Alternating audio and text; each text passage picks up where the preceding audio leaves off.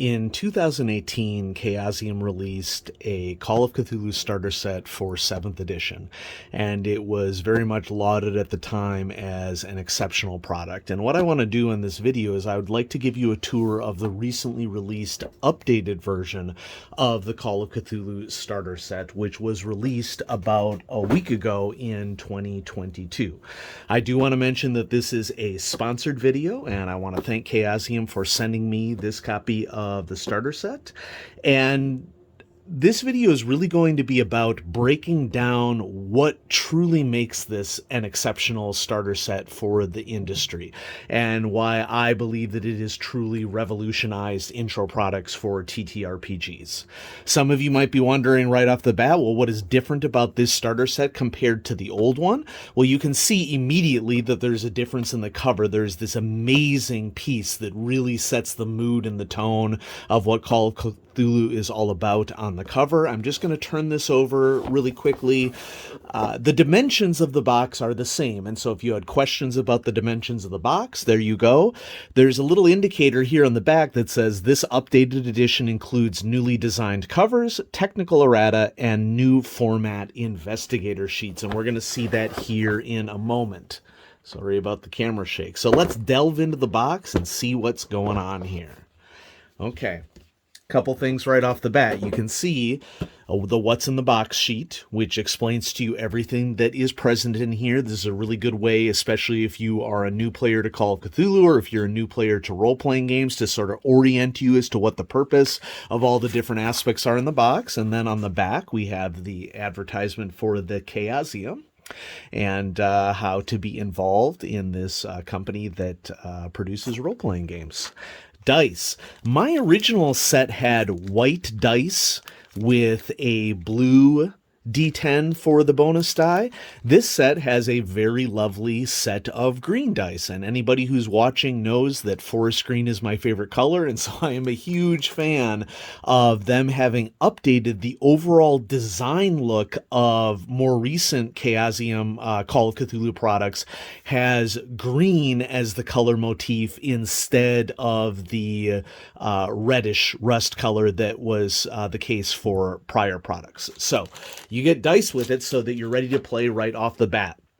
I'm going to go book by book here and explain why these books and the contents therein have really revolutionized what an intro product means for the TTRPG industry. And so that you can see, first book here is book 1, Alone Against the Flames. This is a choose your own adventure style book in which you build a character and then play that character through a series of entries based upon your own personal choices. And so what I think is cool about this right off the bat is that when you open this box, you do not have to wait to get involved with the game. You can start learning about the game right away, not just from reading, but interactively playing around with how Call of Cthulhu works. And so it's going to get you playing shortly after you open it up. It not only teaches you how to play the game, but also gives a really strong indication of what the feel of the game is. This is a horror role-playing game, and in a horror role-playing game, mood is critical, and Alone Against the Flames does a really good job of that. It has replay value too, so just because you play it once, since like the classic Choose Your Own Adventure books of the past, you can play it again and again and make different choices, and heck, even assign potentially different characteristics to your investigator to see how different styles of character play differently in the game. So that's book 1, Alone Against the Flames. Book 2 is the introductory rule set. I have a lot to say about this. You can see we have cover art that has been expanded here, and it's got this interesting little runic motif with an astral elder sign here on the side. Introductory rules are a common aspect of the industry. So in the TTRPG industry, the function of quick start or introductory rules is to give people a taste of the game. That's the purpose of it. Now, in the vast majority of cases, the taste is actually kind of a hollow shell of the full rules of the game. It's usually only good enough to play a set of pre-gens that come with the game. Really good art in here. Okay. But that's it. To some extent, it makes sense because the purpose of an introductory product is to give you a little taste with the expectation that if you'd like to buy more into the game, you can, and that's fine. But in the vast majority of cases, my experience of a fan of the industry is that the taste is usually like a hollow shell of the full rules. And since it's really only good to play those pre-gens, it's missing what I'll call the secondary rules. And the secondary rules, especially for combat focused games, are the rules that are really needed to give a player the true experience of what the game is all about. And this is where the style of role playing game for Call of Cthulhu really works to its advantage. Call of Cthulhu is a investigative game. It is a game that focuses more on role playing and use of skills. And most TTRPGs in their starter sets do not include secondary rules, and it doesn't give you a very good experience as to how the game actually plays. Now, the Call of Cthulhu intro rules, in my opinion, you can get the full experience of how Call of Cthulhu plays from these rules. Call of Cthulhu rules are based off of BRP, the basic role-playing system. And BRP has an emphasis on skills, not so much on combat. In fact, in Call of Cthulhu, a lot of the time, you're going to want to avoid combat because you're facing horrible eldritch monsters that you don't really have a hope of defeating in a martial sense. And so, given that the true nature of Call of Cthulhu is investigation and role-playing, the introductory rules that come with Call of Cthulhu, I think, give you that true taste of what the full game is all about. One thing that is really surprising with this set of introductory rules, and it's always struck me as such, just going to turn back a little bit here, is that there is a base version of the character creation rules in these introductory rules. That is a real rarity in the industry for introductory or quick start rules because, they want you to buy the core book. And don't get me wrong, Chaosium wants you to buy the core book as well. And I'm going to give you some tips about what you're going to get in the Keeper rule book or the Investigator's Handbook in just a second. But even including some base character creation rules is a cool include in a starter set. Granted, it is the quickfire method. It's using the method where you just dole out some specific skill values amongst your character depending upon a limited selection of professions that you have in the introductory rules. But it's still a rare include in a role-playing game for you to even have the option of any character build within introductory rules. Now, if you do buy further into Call of Cthulhu, which I would highly recommend it because it is an awesome game, you really have two options of what you would do next. One is the full rule set of the game, which is the Keeper's Handbook. And the Keeper's Handbook, it's not so much about filling in missing pieces, although there are some mild, pieces that filling in can just like flesh out, sophistication of things within the rules. But I would argue that the Keeper rulebook for Call of Cthulhu is more about getting more depth of experience, enriching your experience for Call of Cthulhu. So in the Keeper rulebook, you're getting things like deeper character creation rules, mythos spells and artifacts, creatures associated with the mythos, a couple of really great scenarios. I want to use the term encyclopedic, and that's not really a fair term because I don't want those of you viewing this to think that you're going to be reading an encyclopedia of old in the Keeper rulebook, but essentially you're just getting a lot more information about how the world of cosmic horror works and more options for you to bring into the game so that you wouldn't have to create all of those things yourself. And so for keepers who are stretched on time, the Keeper rulebook is a must, but I think the introductory rules are cool because it gives you a much more fleshed out version of the rules than would be typical in a role-playing game. Now, before we get to the adventures here, book 3, I also just want to mention very quickly the Investigator's Handbook.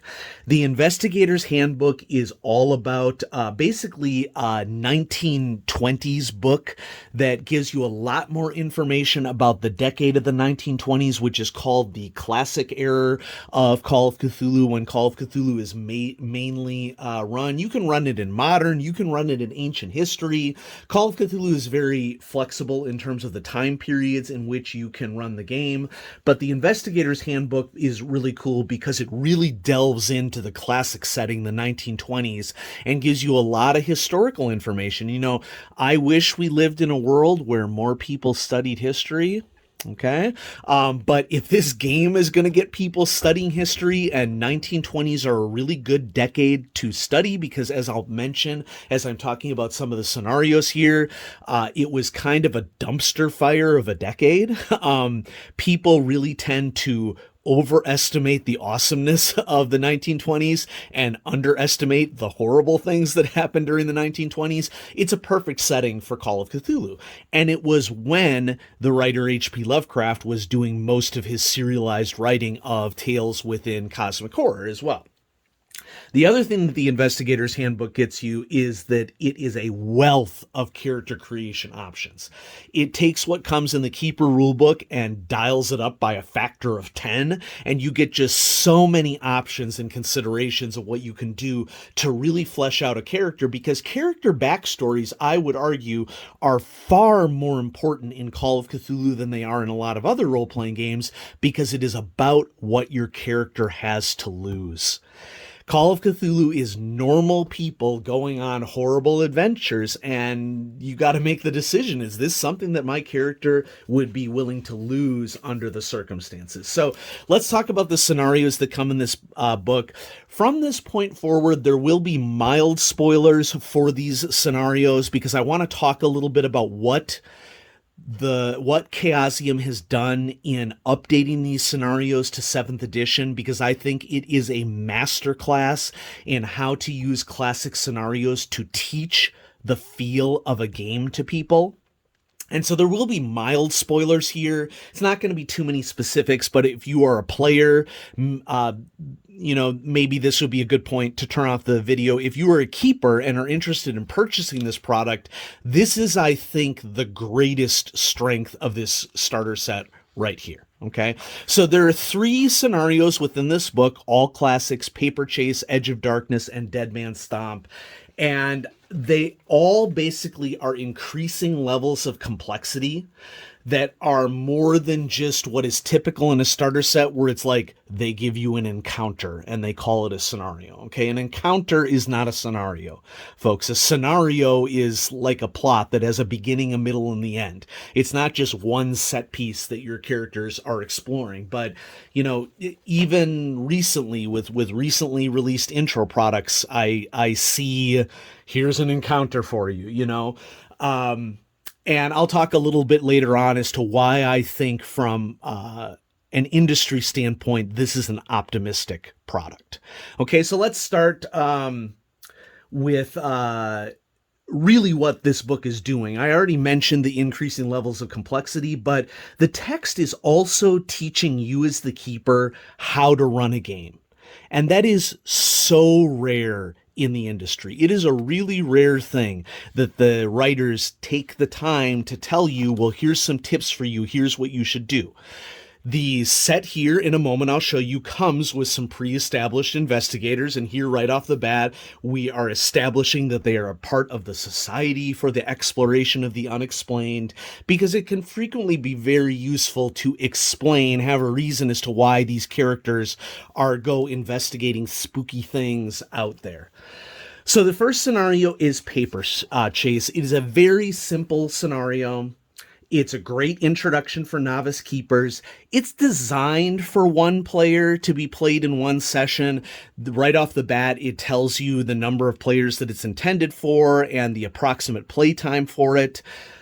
And this can also serve as an interim session between sessions of a campaign. If you are an experienced keeper, or if you're a novice keeper, and rather than playing Paperchase as a one-on-one with an investigator or a keeper, you can put this in, drop this into between several encounters of a wider campaign. Another thing that a lot of novice keepers are encouraged or like to do with Paperchase is that they will do one-on-one sessions with new players, each individual player, before they start off the campaign, so each player has a little bit of experience underneath their belt. It's all options. You don't have to do any of this, but it provides a really great option for all those things.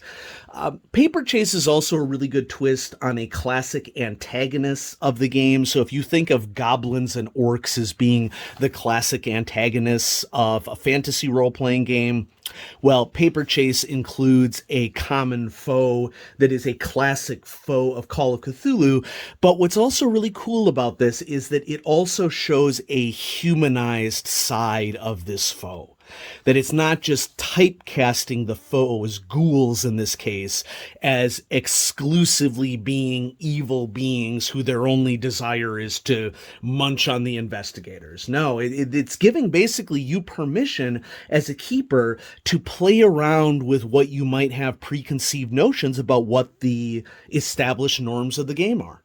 And so it's just additional options for you as well. And as you can see, the book, it's the same style of paper with the same basic layout as other Call of Cthulhu products. And so you're really just getting it in a paperback form rather than a hardcover form. Okay, so next, scenario number 2, Edge of Darkness, a classic. This is truly a full-fledged scenario. It's likely going to take you 2 to 3 sessions to play Edge of Darkness. In my personal experience, it says it's for 2 to 5 players plus the keeper. It says approximate playtime 1 to 3 sessions. I think 1 session is really a stretch time-wise if you really want to get a full experience with scenarios, and it kind of depends upon what your players want to do. The key thing about Edge of Darkness is that this is a scenario in which you are introducing really a big part of what Call of Cthulhu is all about, which is handouts.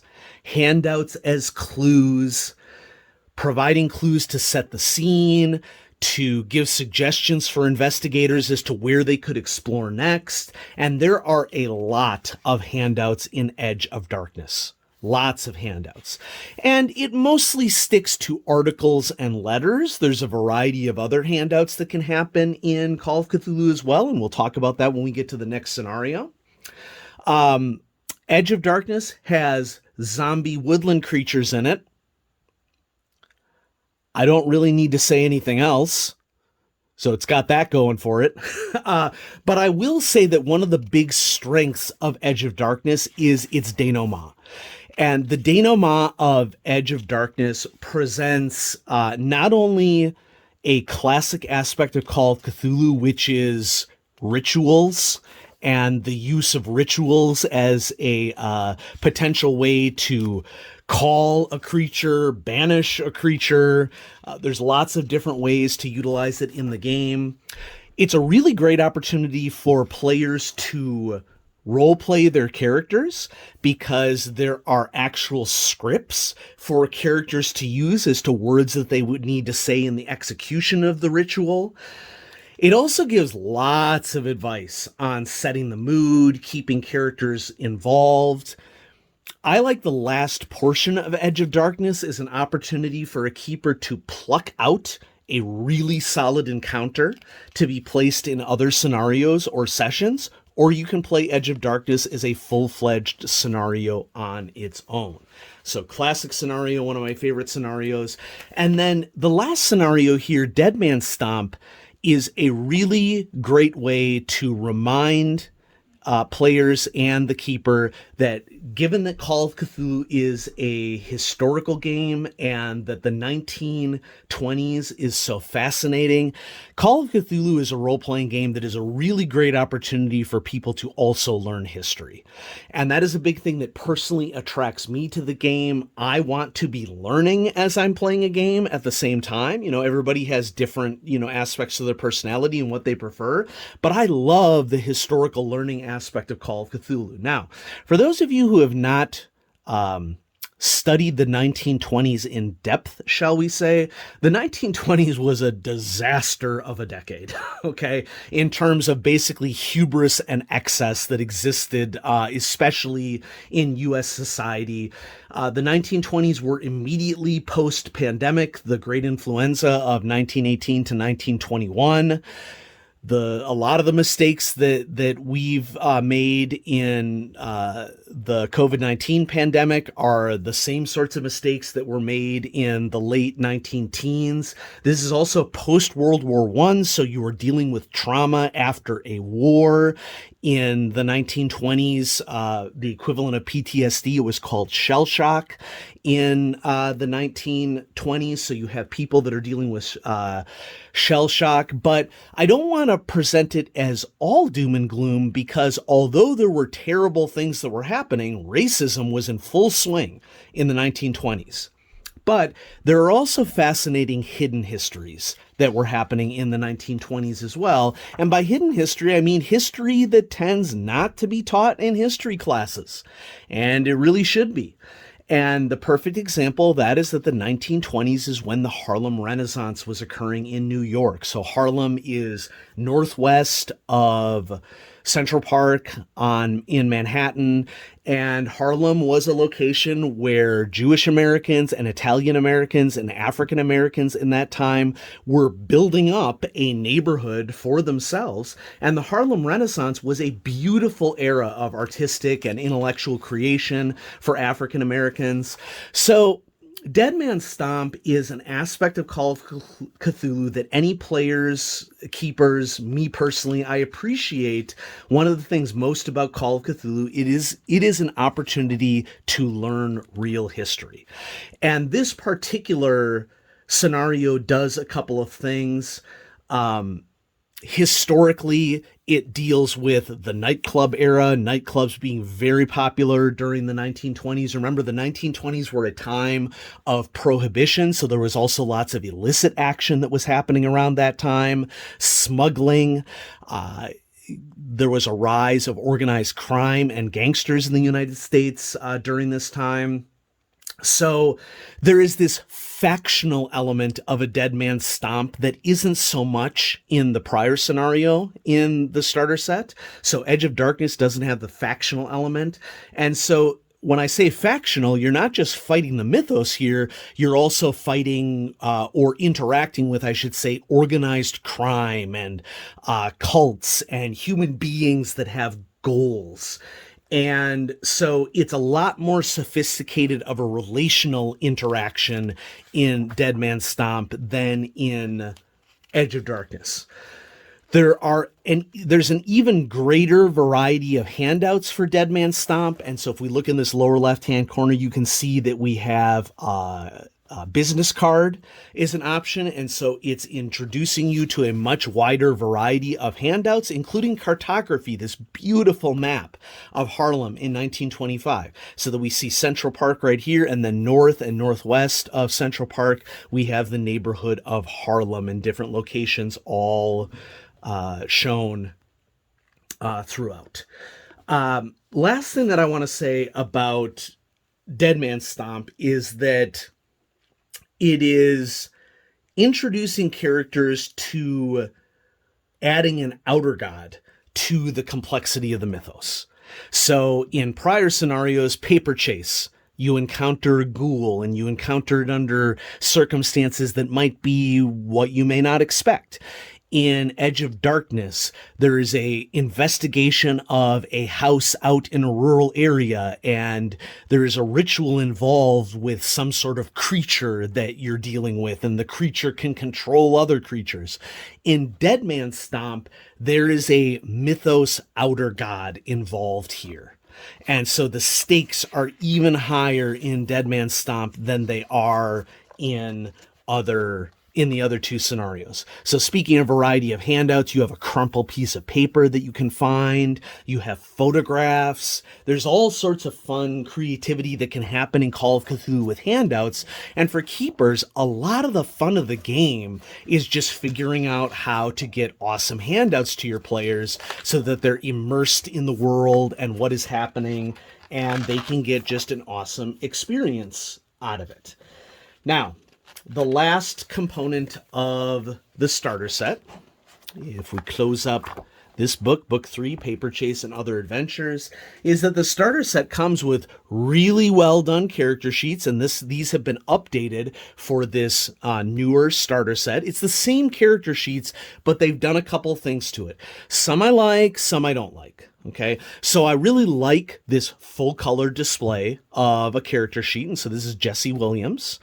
And the biggest thing that I like of these new character sheets is that they have expanded the skills section so it takes up a much, much bigger range of the page than it did in the past. In doing so, they shrunk the combat and weapon section. So I think there's like one fewer slot. But honestly, combat is not a focus. It's more about skills in Call of Cthulhu. So expanding the skills section on these newer 40th anniversary character sheets was a good idea. My only concern about the new character sheets, I just have two, and they're just little and nitpicky. The old sanity block, which listed out all the numbers for sanity and all the numbers of luck, they ditched those blocks of numbers. Doesn't bother me at all for luck. For sanity, it was fairly useful because it was easy to draw a line and mark off when different types of challenges to sanity could occur. Is it workable? Absolutely. Okay. I love that they added pronouns to the sheet. Okay, so we're truly bringing role-playing games up into a more considerate era, and that's awesome. Another thing that I dislike about the new character sheets is that, to me, this Call of Cthulhu 40th anniversary banner that is right here seems a little blurry to me. Okay, and so I think that this art asset was maybe expanded when it was lower resolution than it should have been, and it looks kind of blurry to me. But I mean, those are really small nitpicks compared to what could actually happen. Now, you get extra copies of character sheets. These ones aren't full colored, okay? And they have spot open for a picture. You know, it has all the dimensions of what you saw on the other full color character sheets. And then this is probably one of the most useful aspects of this starter set that will save especially new keepers a lot of time. Each of the handouts for all of the scenarios are presented in full color separated pages so that you don't have to spend time copying. If you're photocopying, you wouldn't have to spend time printing from PDF. It's really important to remind everybody that when you buy a product directly from Chaosium, you get the PDF included with your purchase. But these handouts gets you a lot quicker into getting what you need to run the game rather than having to spend a lot of time printing or photocopying. And I mean, you know, photocopying in color, you know, more expensive. And so the fact that we have all these handouts included in the box is a really useful addition for new keepers. So I'm going to put this back together, and as I'm putting it back together, I want to kind of give my final thoughts. This is an optimistic product in my eyes, and there are a couple of reasons why I say that. Most importantly to me is that this is a starter set that really takes a considerable amount of effort to teach you the game. Not only teaching you the rules of the game and how the game works, but also teaching keepers how to run the game. It wants to show consumers, I would say, that you're not just throwing money away by getting the absolute bare bones of something and really needing to buy additional things in order to even get a true taste of what is happening here. I think that this is a lot more generous to the consumer as a result of it. And the last thing that I want to say here, which really just blew my mind when the product was released, is that when this first released in 2018, the MSRP of the game was $24.99 USD. The MSRP of this updated version remains $24.99 MSRP USD, US dollars. And so Chaosium re-released their starter set with new art, errata corrections within it, new character sheets, all the stuff included in the box, only better, arguably, and they didn't increase the price. They paid for art. They paid for the labor to do the errata corrections and all that stuff, but they didn't increase the price of the project. And if that doesn't say something about what Chaosium is trying to do with its starter sets, I don't know what would, honestly. Because this is not a starter set that is designed, I don't think, to make Chaosium money. It's designed to do a really great job of really making the consumer feel good about being invited into the game, with the hope that the game stands on its own, which I'm pretty sure it does, and will just get those consumers to make the decision to purchase more products because they love it and they're having fun. And that's what role-playing games really should be about. And so that's why I call this an optimistic product, because the typical boardroom cynical things of, oh, we'll give them just barely what they need and, we'll profit. Yeah, okay. That is not the feel that I get for this product at all. And that matters to me as a consumer. So Chaosium, great job. I love the update to the starter set. If you have any questions about the starter set or about getting into Call of Cthulhu, post a comment down below in the comment section, and either I or another member of this wonderful community will answer your question, because we want as many people playing and enjoying Call of Cthulhu as we can possibly get. And personally, as a consumer, I want new players to purchase this product feeling like they're getting a really good value, which they are. I mean, this is just jam-packed for $25 still 4 years later. And yeah, I think it speaks for itself in that regard. Thanks everybody for watching. I'm going to have more great stuff coming at you on RPG Imaginings. Have a great day.